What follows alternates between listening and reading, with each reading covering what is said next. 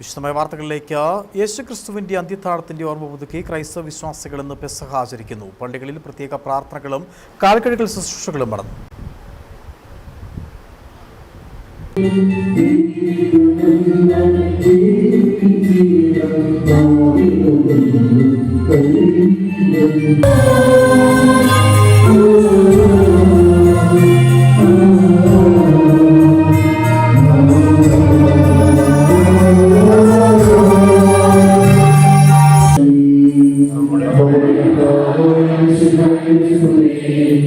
പന്ത്രണ്ട് ശിഷ്യന്മാരുമൊത്തുള്ള യേശുവിന്റെ അന്ത്യത്താഴത്തിന്റെ ഓർമ്മ പുതുക്കിയാണ് ക്രൈസ്തവർ ഇന്ന് പെസഹ ആചരിക്കുന്നത്.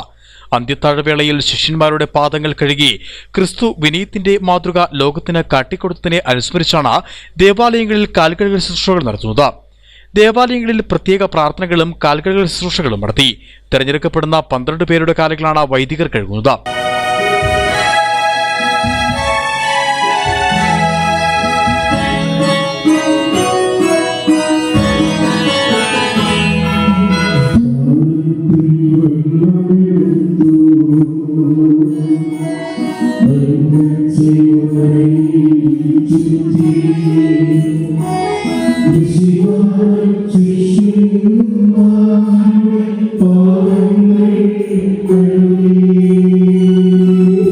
തുടർന്ന് വൈകുന്നേരം വീടുകളിൽ അപ്പമുറിക്കൽ ചടങ്ങുകളും നടക്കും.